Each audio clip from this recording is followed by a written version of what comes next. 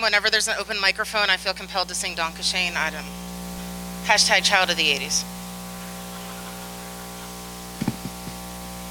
I recall Central Park in Florida. How you tore your dress. What a mess. You're driving people away, not bringing them into your talk.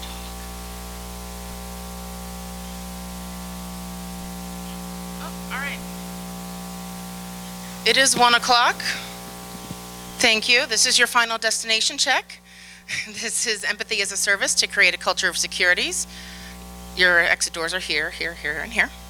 Thank you so much for joining me today. I know this is the long haul into the end of the talk. So, I am Tracy Mayleaf. I'm also known as InfoSec Sherpa on the Twitters. And, sorry, it is very dark up here. What this talk is about, I'll get into this, but just a brief overview in case some of you are confused. I'm just going to talk about some ways to better interact with end users.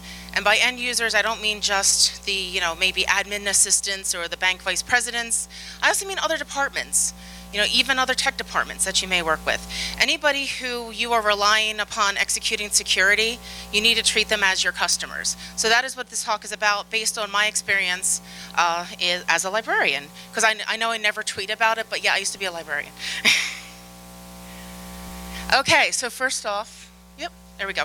I also worked at a law firm for 10 years, so I know all about disclaimers.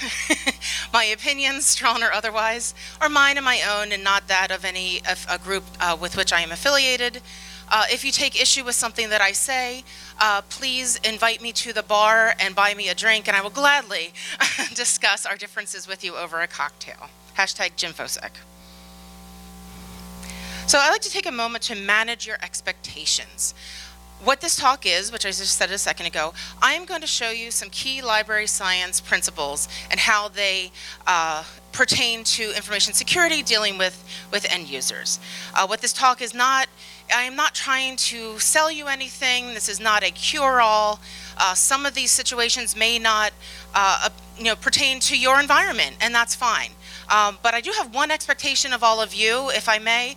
If you can at least please just take one thing, no matter how small, out of my talk and implement it back in your work or personal life, then I will consider this talk a success. So those are the expectations. And how am I going to do that? I'm going to do this through storytelling. I'm going to tell you stories about my work life as a librarian, also as a SOC analyst. And as you see, the storyteller is sitting. I may be sitting at some points. I have a chair up here. I have a wonky knee, and if my knee gets wonky, I'm sitting down. It is not that I disrespect my audience. It's that I don't want to be in pain, and I want to finish the talk. So if you see me disappear out of sight, it's because I'm sitting down. So thank you. So now you're like, okay, lady, why should we listen to you? So here's my street cred. So that's me and the University of Pittsburgh mascot before a basketball game. I have a master's degree, any Pitt alum? Woo, woo. I'll beat myself up later. I went to the University of Pittsburgh, and I have a master's degree in library information science. I also have undergraduate degrees from Temple and Penn State. But I spent 15 years working as a librarian, mostly in academic, corporate, and law firm environments. Corporate, yes, as in QVC, like that QVC. I was a librarian at QVC. And I also worked in different colleges, but mostly in law firms. So no offense to any lawyers in the room, but I know what it's like to work with difficult patrons. So I've been in the trenches, y'all. I've seen some things. I can talk from experience. But I also spent 2 years as a SOC analyst. I'm currently changing jobs, which I cannot divulge at this time, but all will be revealed soon enough.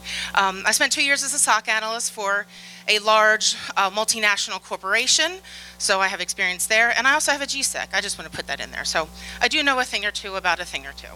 So that is part one of my street cred. Part two. So with the last law firm I was at for about 8 years, every year the law firm had a customer satisfaction survey that they sent out to the entire law firm. And every year that I was there, the library, which was the department where I worked, ranked #1 in customer satisfaction. Now, before you think I'm full of myself, I am not trying to say that was because of me. I mention this because, again, further to my street cred, I know what it's like to be on a high-performing team in a difficult environment, in a high-pressure, demanding environment. So I know what success looks like. So this is why I want to share this with you, because I've been through this. So hopefully you understand why I feel that I'm qualified to speak about this, and why the DerbyCon CFP committee felt that I was qualified to speak about this. So before we go any further, I also want to clarify something. Empathy is not sympathy. Sometimes people use them interchangeably. They're different. And that hot link there from Merriam-Webster, hot link, what am I, like 85? I don't know where that came from. Sorry. Benjamin Buttoning myself up here. Okay, anyway, the link up there goes to a really good page on Merriam-Webster in great detail explaining the difference. I don't want you to feel sorry for your end users. I want you to understand what it's like to be in their shoes, okay? I want you to understand what it's like to be scared of security, to be scared of technology, to be confused, you know, and things like that. Because that's really important. Like I said, I don't want you to feel sorry for them. I want you to know what they might be feeling, because that's going to help you better assist them. And why do I care about this? So if you have a hat, I suggest you hold on to it. If you are wearing a pearl necklace, I suggest that you clutch it and be prepared to gasp, because I'm going to drop a big one on you here. Ready? Information security is a service industry job. Boom. Thank you. Can I get an amen? Yes, preach it, preach it. Hashtag truth bomb. The reason why this talk came about is when I made my career change from library science into information security, I was dumbfounded that the way the contempt and the hatred and the attitude towards end users that a lot of InfoSec people had. And you know, you have to understand, before I was a librarian, I was a travel agent. Before that, I also did a lot of customer service facing jobs. So my entire professional career has been customer facing. I am very well aware that those customers are the reasons why I had a job. So when I come into security, I'm like, you know that we have jobs because we're servicing their security needs, right? Like, so this is kind of how this talk came about. So information security is a service industry job, because customer service it's an attitude, or as we say in Philadelphia, attitude. It is an attitude. It's not a separate department. It's not someone else's job. It's all of our jobs, no matter what department you're in. It is an attitude. And with apologies to Ice Cube, check yourself before you wreck it for everybody else. Get yourself in line. So I'm going to give you a little exercise here to try and help get you into that empathetic mindset here. Remember a time when you were a noob? Did you ever learn how to play an instrument? I did. I had a mean music teacher who used to yell at me for not knowing my scales and every good boy deserves fudge and all that stuff. I still grew up to be a respected member of society, Mr. Bratton, so there. You know, so that was scary, right? I didn't understand how to read music, and I was trying to do that. What about Dungeons and Dragons? Did you ever have, all right. Did you ever have a mean dungeon master who got mad at you because you didn't know how to cast a spell on an elf? Or don't at me, whatever, I don't know what I'm saying. But anyway, you get it. That just sounded right in my head, so I'm just gonna go with it. But in order to understand empathy, think about back to when you were new at something, because this is what your end users feel like. They don't deal with, you know, they don't necessarily deal with the high tech every day, or they don't deal with security every day. So it's kind of intimidating and scary. And you need to kind of have an empathetic ear and mind and eye to better service them for customer service. So let's get to the meat and potatoes, using my Philly accent. So this is the reference interview. So I told you I went to University of Pittsburgh for a Master's Library Information Science degree. I also call that library school. So in library school, this was drummed into us. This is a well-known principle in library science called the reference interview. And I'm not going to read the slides because you are all capable of reading, I believe, unless somebody yells out they want me to read it to them. These are the 7 steps. So what I'm going to do is I'm going to go through these steps. I'm going to explain through storytelling and examples of how I've been able to take these steps and apply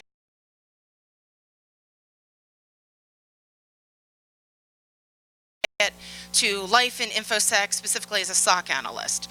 Now, I admit this print here is really tiny, so this I'm going to read out. We have a little play going on here. The person on the left says, "I clicked on a phishing link!" exclamation point. And the InfoSec professional on the right says, "I can help!" with an exclamation point. So let's dig in. Approachability. How easily is it for your end users to contact you? Does your department have maybe security@company.com, or is it all individuals? Does someone know how to get in touch with you? And, and a lot of people are like, oh, I don't want anybody contacting me directly. Get over it, it's your job. Okay, you need to do that. But make it easy for the end users. Do they know who to contact? Do you like it if you call some company and you get bounced around? Like, oh, I need to transfer you. I need to transfer you. I need to transfer you. You don't like it? Why should your end users like it? What about the outgoing messages? What do you say? What kind of impression do you give? And I'm going to give you an example. So we dealt with the phishing emails. And if people submitted an email and it was deemed to be a phish, they would get this message just saying, yep, that was malicious. And that was it. And I spoke up. I was like, can we give them some steps to take or some things to do? So I managed to work with some other people in the security department, and then we crafted this outgoing message of, yes, thank you for reporting that email. It was malicious. If you clicked on it, if you opened something, here are some steps we need you to take. Change your password, blah, blah, blah, blah, blah. If you have any questions or concerns, contact us at this. And you know what change I saw? I would see end users just emailing us in response going, yep, just wanted to let you know I changed my password. That went up exponentially, and I was thrilled. So that means what? They read the email, and they did it, and then they took the time to let us know. So whenever I saw those responses come back, I'd be like, great job. Thank you so much for letting us know. And I really feel like that made us more approachable, because then they could just let us know that they did things, and we gave them information. So what do your outgoing messages say to people? And what's your tone?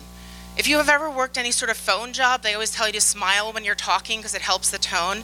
And I can hear some eyes rolling in the back. I can hear you.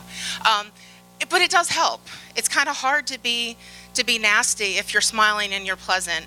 But just be mindful. What is your tone? And I know we all have bad days, but do your best to try and rein it in. And remember, you want to be approachable. Sprechen Sie Deutsch? Parle français? Habla español? You may not speak another language, but do your users? I worked for a multinational company. We would get emails in another language. And some of my coworkers would get angry about that. And I said, it's our job as customer service to figure out what they're saying and to reply. So what I used to do was I would reply in their language using an online translator, with my first sentence being, I am using an online translator. Why? Because they're not perfect, right? So I don't want to offend someone or confuse someone with a choppy translation. So your first response should be, I am using an online translator, and then your message. And then below that, I put what I was saying in English. Why? Because some people who are multilingual may have better skills reading English than they do writing it. Okay, so to make sure that the message gets through, put it in 2 different ways. And then this also goes for awareness or any other material. Do you have security instructions in other languages for people whose native language isn't English? If you know that maybe your South American offices are having particular problems with phishing, do you have Portuguese and Spanish material for them, or are you expecting them to read English and understand what you're trying to get through? So think about that. Reputation. Remember I said about checking yourself before you wreck it for everybody else? Try to determine what your security department's reputation is within your organization. Now, some of you may be too young to remember this, but about 19 years ago, Jimmy Fallon, of Tonight Show fame, or infamy, depending on your opinion, he had this sketch on Saturday Night Live where he was Nick Burns, the computer guy, and I put the lyrics to the jingle there. And that was the whole sketch, is that people would have a computer problem and he'd come in and be like, move, move, and be really arrogant and mean about it. Is that what your users think of security? Do they think you're Nick Burns? So first of all, take an assessment, and you can maybe ask around, or just how people interact with you. If you call someone and say, hi, this is Tracy from security, do people recoil? Do they get scared? So try to figure out what your reputation is of the security department. And I feel seen is usually a negative thing. I want you to feel seen in a positive way. So what I used to do when I was in the law firm library is I would get involved in activities. Now for you, that might be even just like a softball team or something like that. I was involved in the Diversity Inclusion Committee because I wanted to be able to go to those meetings and say, hi, I'm Tracy from the library. I wanted to be a physical representation of the department I'm in. And why is this important? Because when I first started as a SOC analyst, I replied to a user's email and her response to me was, oh, I didn't know there were humans in security. And I'm like, what? And she said, oh, I just thought it was all computers and automated. I didn't think any people actually worked in our security department. And I turned to my boss and I showed them the email and I'm like, don't you people ever talk to the end users? And he's like, yeah, not really. I was like, oh boy. I'm like, wow, you people need me. InfoSec needs me. So, and I know this isn't everyone's cup of tea. I know some of you are like, oh, screw that, I am not becoming seen. One I'm going to say about that is things like this are a skill. They can be learned and they can be honed. And also remember I said I wanted you to take one thing away from this. Maybe this isn't the thing you take away. But for those of you who are more inclined to get involved in stuff, it's amazing if you go out into your company and be the, a physical face that people can talk to. Now, sometimes it turned into me feeling like a priest at a confessional. I would go to events in another building and I would say I was from security and people would start telling me all the links they clicked on or all the security things that they have in place. Like, I have a really good password. I'm like, yay, thanks, hi, I'm Tracy, hi. But sometimes it's funny, and you know what? It helps reinforce that you are a real person working on a real problem. And again, approachability makes you feel seen. All right, so let's move on to point number 2, interest. I want you to be interested in solving the problem at hand, AKA do your damn job. Now, I know that burnout is a very real thing, and that is a different talk. But if you are not yet jaded or burned out, do your job. Be interested in solving this because ultimately, this is your job security is protecting your organization. And I hate hot potato. Are you familiar with hot potato of, bouncing things around? This, oh, not it, not mine, pass around. Sometimes you just need to suck it up and listen to what the end user is asking. Sure, there are times when you'll say, there's a different department that is really better suited to answer your question.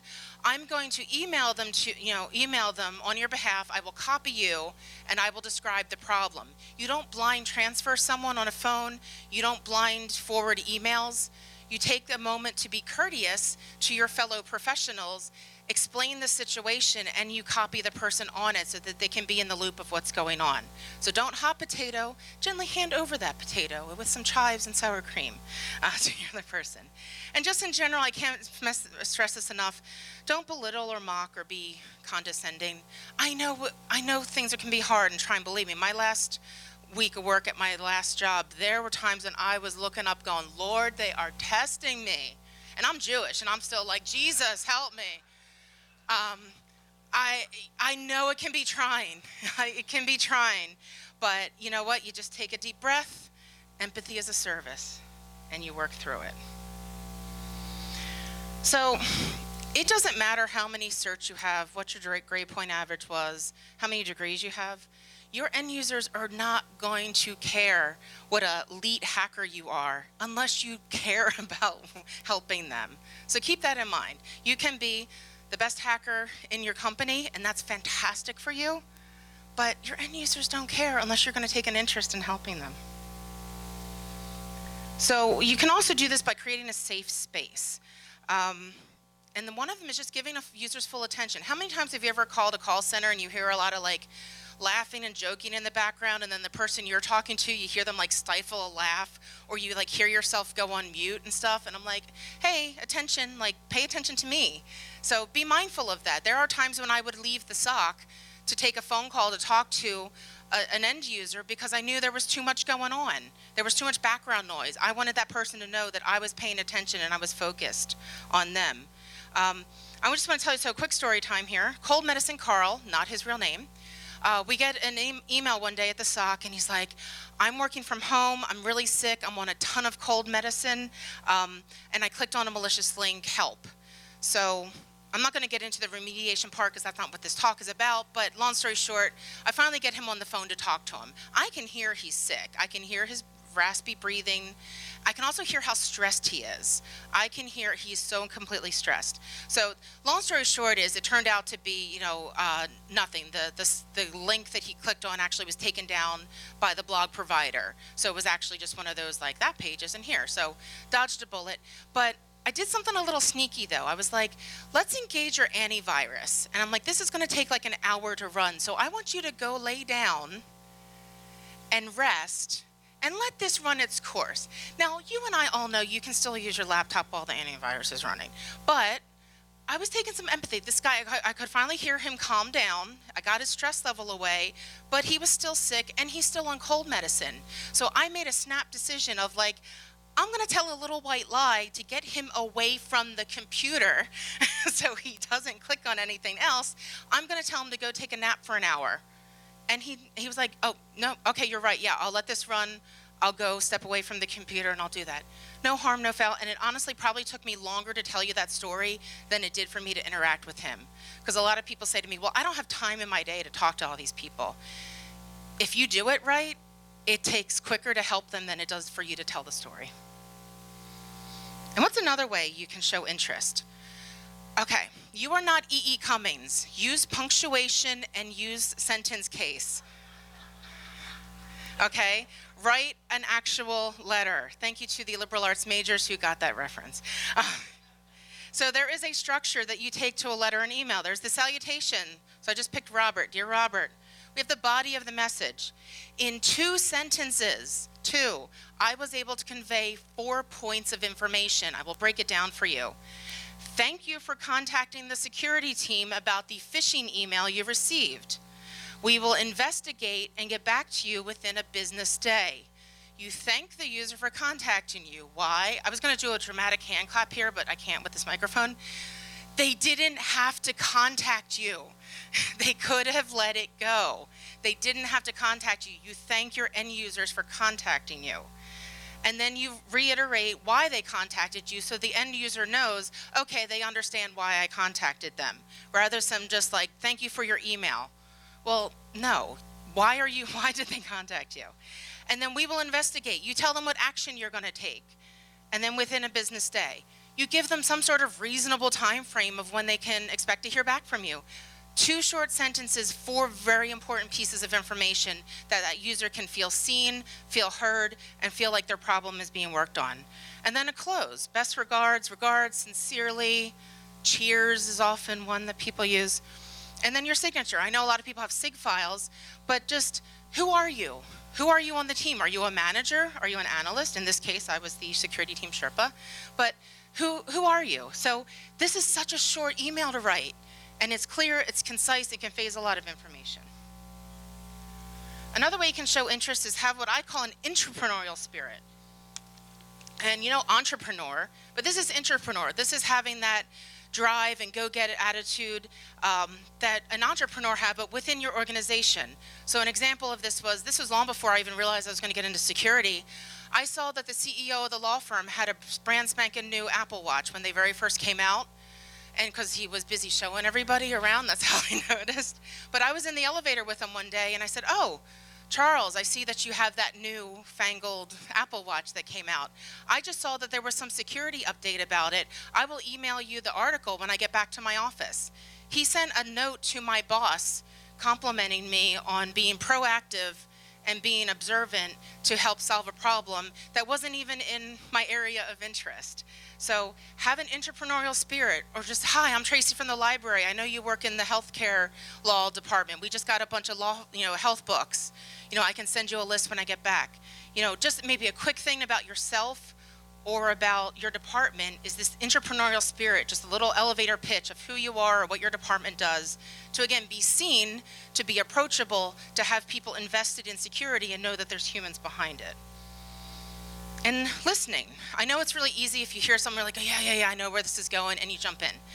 You need to listen to the whole story because there might be plot twists.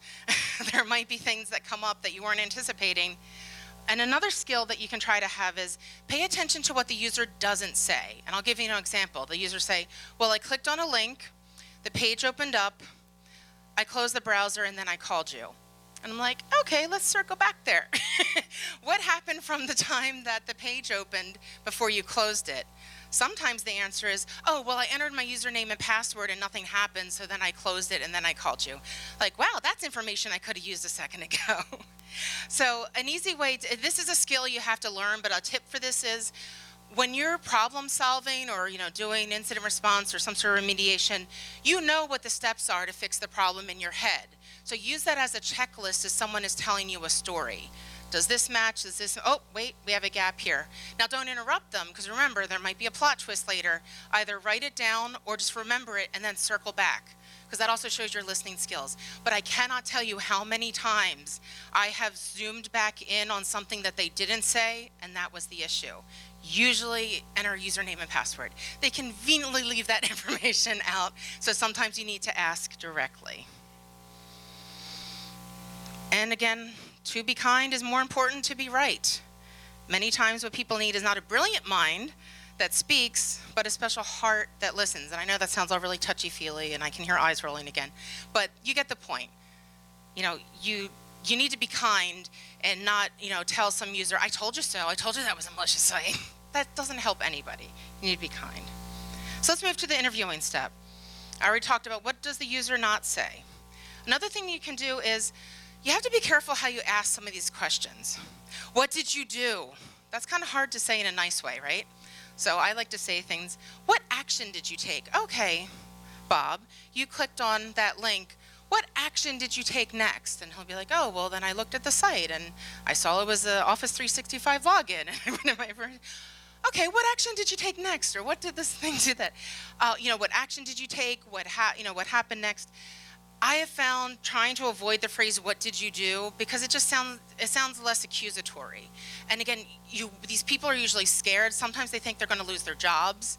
So you want to make them feel comfortable. Remember, create a safe space. So just find other creative ways to maybe ask things about what transpired. Transpired is another good word to use. Now let's get to the next part. Maybe you're trying to search into things.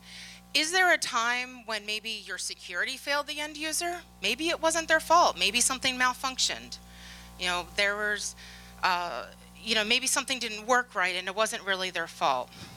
Another time, help them connect the dots of things. And I'll give you an example. I have story time. Accounts receivable Rhonda. So Rhonda contacted security and got me, and she said, I have a brand new task with my job. I have to pay invoices, and I've been doing it for a short time. But this one vendor that I've already paid an invoice for, now the invoice looks different, and it's been sent to me in a different way. So immediately, I'm on it. This sounds great. So it turns out it was one of those DocuSign links, and I used my, my lab desktop, to investigate. And honestly, everything kind of looked on the up and up. I was doing all kinds, again, this talk isn't about remediation, but I was doing all kinds of things. So I called Rhonda back and I was like, listen, I can't determine with any certainty that this is or isn't correct, but let's do this. I said, do you have a phone number for someone at that company? She said, oh yeah, Joanne.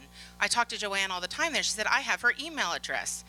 And that's when I helped Rhonda connect the dots. I said, but Rhonda, if this company's email is compromised, you could be emailing the criminal. She never considered that. And I said, so if you know what, and you said, you've talked to Joanne before, right? She says, oh yeah. I'm like, okay, call her. Ask her if they've changed the way that they've done their invoicing, and we'll go from there. So she calls me back 15 minutes later. Yes, they have completely changed how they've done their invoicing. I was like, wow, way to go, company, for letting people know. But yes, and she confirmed, yes, that was the invoice we sent. Everything was on the up and up. And I've told this story to some people, and they're just like, well, wasn't that Rhonda's job to look into that? Rhonda's job's not security. Rhonda's job is to pay invoices. And again, I praised her for contacting security because this particular invoice was $1,500. Next time, if it was a fake one, it could have been $25,000 or more. If she had never stopped to think something doesn't look right, then this could have just perpetuated into a whole BEC catastrophe. But she was brave enough to speak up and say, this doesn't look right, I'm not really sure. And then she kept apologizing to me, because when everything turned out to be fine, I said, it's my job. You did your job by raising the alert. we worked together to solve it. You did your job. And I said, if you ever find invoices that look fishy to you, oh, no, sorry, FI, I said to you, let us know. So that was Rhonda. And then when you answer them, remember, my pleasure to help. They didn't have to contact you. You don't say you're welcome. You're not doing them a favor. You're doing your job. And you remind people you did a good thing. A lot of times I talk to people who are so nervous and upset, and I remind them, you did a good thing by contacting security. Because what if they didn't? This would blow out of proportion, out of control. Another story time for you. Mike and the wonky mouse. So I get a phone call, and Mike is like, so my mouse isn't working right. And I let him finish, and I just very nicely said, thought maybe it was an error. And I said, okay, Mike, well, you've contacted security. Did you mean to contact the help desk? I'll be happy to transfer you. And he goes, well, I just talked to them, and you see, I clicked on a phishing email last week, and now this week my mouse is all wonky. I was like, well, there we go. Listen, now see, what would have happened if I would have just been like, nope, not my problem, hot potato, back to the help desk. This poor guy would have been in a circle going back and forth, and how soon do you think he would have given up of like, okay, nobody wants to help me? So I was like, oh, okay, now we have a security issue. Let's look into this. So I looked into the email and everything, and again, looked at the logs, talked to him, did all this stuff, couldn't find anything that could contribute to the mouse. So I'm like, I'm doing my best Winnie the Pooh. I'm like, think. Take a deep breath, and I go, do you have a cordless mouse? And he goes, oh, you can see that? And so I'm good, Mike. I'm not that good. I said, when was the last time you changed the battery in your mouse? And he goes, never. I said, do me a favor, go get a battery, try it out, see if you can replicate the issue, call me back. 15 minutes later, he calls me back. I am so sorry to bother you with this. And I said, it was no bother. I said, I apologize that the help desk could not resolve this for you. I said, but you did a good thing, because this could have been a security issue. I was thinking his laptop was compromised. Okay? So he asked me again, he was like, how did you figure that out? I'm like, I don't know. I took a deep breath, and the InfoSec gods just, waved a wand, and it just popped into my head. Yeah, exactly. I don't know why, but it doesn't matter. So what I did though was, I was like, hey, while I have you on the phone and you're thinking that I'm all great and stuff, can I show you some red flags of that email you clicked on that to avoid this in the future? He's like, well, sure, I'll stay on the phone with you. So what I constantly had easily available to me were little mock-ups like this. This is one from Queen's University in Kingston, Ontario. Shout out to my Canadian friends. Just something to show people red flags. I would have this on my desktop saved, so I'd be like, oh, let me quickly share my desktop, and I'm going to walk you through some red flags. May I send this to you now so that you can keep it? Oh, yeah, so he was very patient. He's like, oh, you're right. I should be more careful. These are great tips. This one I didn't know. I didn't know about hovering, blah, blah, blah. While you have their attention, have this at the ready. Have something ready. Again, it took me longer to tell this story than it did for me to help him. Because also, while he was off searching for a battery, I was working on another problem. So let's get to the follow-up now, our last one. Short on time, some things like I already told you. Have some pre-canned language or some things you can send out to people. Just constantly come up with ways to improve your user interaction. Figure out what works, what doesn't work.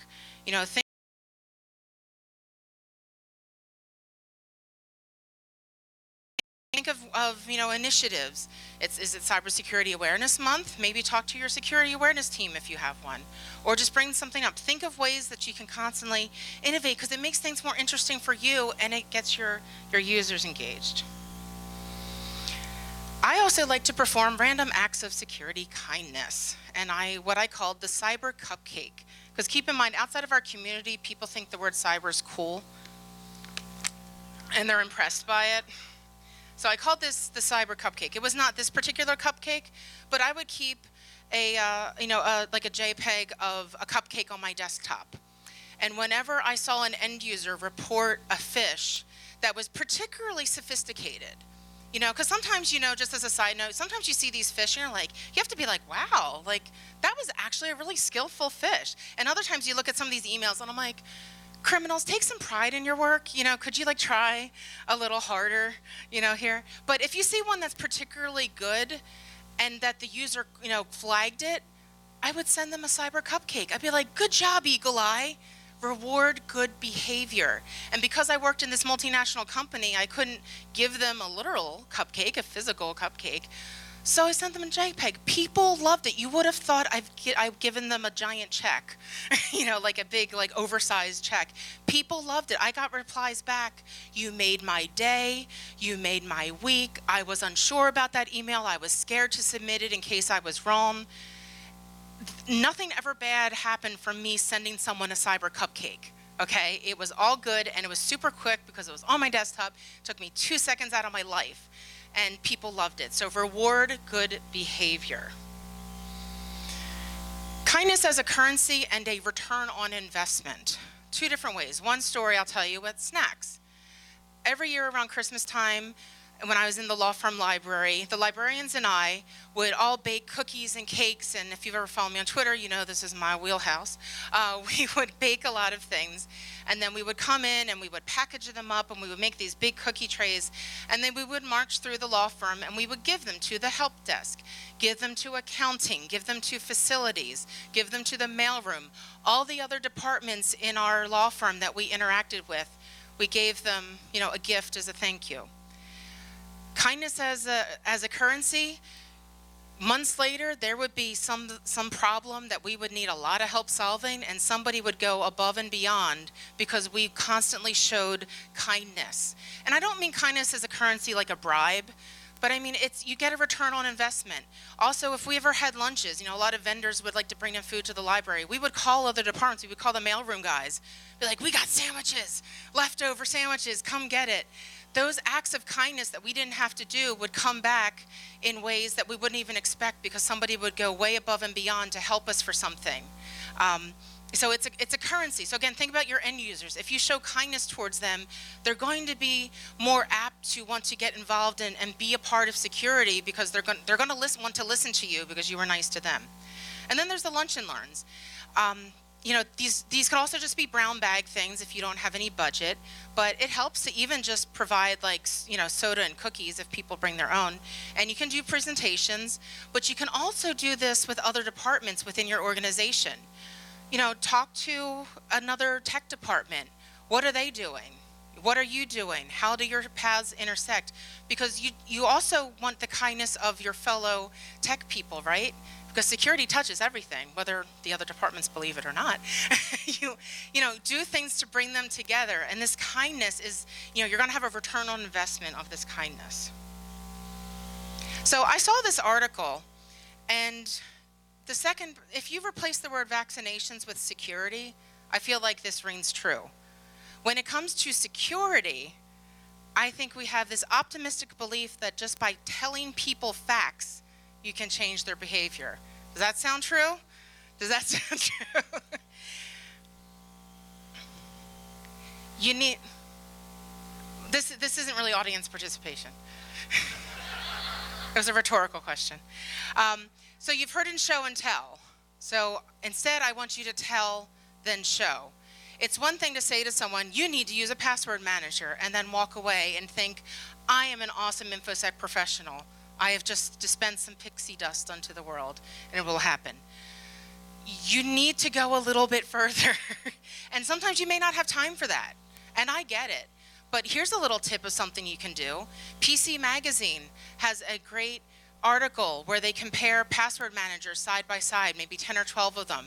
You can just say to someone, especially if you're just like out in public and trying to be like helpful InfoSec Nancy, you know, spreading pixie dust.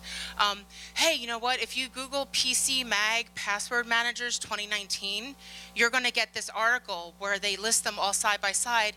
Take a moment to read, see which one will work for you. Isn't that better than just saying you need to use a password manager? You know, or GTFO. You know, that's, you know, you need to kind of show some people the way. If you have more time, if especially internal, maybe have one of those lunch and learns of this is how you set up a password manager. That is going to go a long way than just saying you need to set up a password manager. And then remember I told you how the woman was surprised that there was a human in security? I know we all love automation. Automation is amazing. But have you automated things so much that people don't think there's humans behind it? So double check. Again, that goes back to, do people know how to contact you? Because is everything so automated they don't even know how to get a hold of a human? All right, wrap it up. Let's wrap this up. Okay, so originally when I started this out, remember it was called the reference interview. I have rebranded this for you, for the information security community. You're welcome. I'll now give you the 7-point plan for the empathetic InfoSec practitioner. It's the same 7 bullet points, but rebranded for your enjoyment to make sure that it pertains to your world. So let's check in on our little play here. So the person on the left, our end user, says, "I understand phishing now!" exclamation point. And the InfoSec professional on the right says, "My pleasure to help." Now, let's go back for a second. Remember I told you, these are some of my parting thoughts. I told you that people are going to work your nerves, right? They're going to work your nerves. I get it. Sometimes this is difficult to try and be empathetic and approachable. I want you to have a mantra. I always got upset in the SOC when my coworkers would effing users this and expletive that. I would take a deep breath and channel my inner Southern woman. And now that we are here in the South, this is appropriate. And if they did something that we would call stupid, I would say, bless their heart for trying. Now, don't get me wrong. I am very well aware that bless their heart isn't exactly a nice thing to say. However, it is a not nice thing to say said in a nice way. Remember I said about what did you do kind of sounds accusatory and versus what action did you take next? This is the what action did you take next version of saying something else negative about a user. So I would just take a deep breath, bless their hearts for trying, and then just dig into it. So since we are here in the South, I want you all to dig deep, channel your inner Southern woman. On the count of 3, I want you to say bless their hearts. 1, 2, 3. Excellent, thank you. You're halfway there. So now you might be like, well, why should I care about a culture of security? Let me tell you about the sugar bowl principle. So you drop a sugar bowl, say on your kitchen floor, the ceramic pieces go everywhere, the sugar goes everywhere, and you have 2 choices. You can either clean it up right away, get everything all spick and span like nothing ever happened, or you can leave it and it can sit and it can fester, and maybe people are cutting themselves on the ceramics, or the sugar's starting to get up underneath the tile and you're getting ants and it's so spread out, it's a bigger mess. How does this correlate to security? I would rather have an end user reach out to me at 11:59 before I'm about to go to lunch and I have to eat lunch at my desk to fix a problem, versus them saying nothing and an alert going off at 4:59 on a holiday weekend, and I have to stay and fix something because nobody said anything. But if they had said something sooner because we were approachable, we could have remediated it. I can't think of an easier way to explain why having your users not fear you is better. I'm okay eating lunch at my desk. I usually did it anyway. But it's a holiday weekend. I want to go. I don't want to sit there on a Friday night working on this. One Halloween, I sat in my driveway with my laptop working on an issue and handed out candy while I was remediating on the other hand. That wasn't so fun. I'd rather work through lunch. So sugar bowl principle, you want people to feel comfortable, you want to be approachable, to come to you, to let you know when things happen, rather than be surprised when nothing, when nobody says anything, and then be surprised when something goes chaotic on your network. Another reason why you should care about a culture of security is security departments are a cost center. And if you're not familiar with that term, bless your heart, it's the opposite of a profit center. Profit center makes a company money and usually is kind of left alone. But a security is usually a cost center, meaning you cost money. So one way that you want to kind of endear yourself to a company is to be better at these things of customer service so that you can prove your worth as a cost center. Now, some of you may be looking at me and going, lady, didn't you just tweet in June that you got laid off and you've been doing all this? Yes, I did get laid off in June. However, how was I able to get another really cool job that I can't talk about yet so quickly? because I was able to talk about all the innovations I did, all the initiatives I spearheaded, all the things I was able to do using this 7-step principle. All my interviews, I talked about it. I was able to land on my feet because of something out of my control because of all these skills. So I'm not a hypocrite. And again, why should you care about a culture of security? Kindness is a currency. And again, I mean this in a positive way. Things will come back to you, returns on investment. It is in your best interest as an individual and as a department to exercise kindness and empathy towards our end users, because it's going to go a long way to having a culture of security where people are excited to report things. I had some users that were so eager to report things all the time. Sometimes I'd be like, whoa, like slow down. I don't care this much about it, slow down. Nothing's wrong, nothing bad is going to happen from being kind. And some people might be like, well, you know, kindness is a weak thing. It's being weak. Au contraire. Tenderness and kindness are not signs of weakness and despair, but manifestations of strength and resolution. So if you can get anything out of this talk today, I want you to please go forth, be kind, be empathetic, and create a culture of security within your organization. Thank you.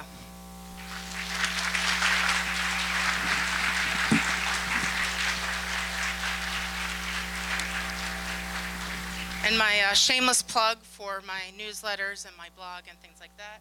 I think technically we have 5 minutes, so if anyone has any stories or questions, I'm happy to entertain those. 9 minutes? Oh, well then either you all can go or we can sit and hang out, but I see some hands in the back. Do you want to come up and talk, or?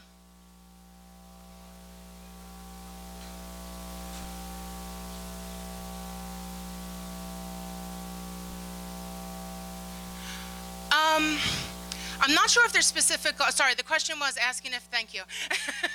See, this is why the front row got the candy, because they reminded me to repeat the question.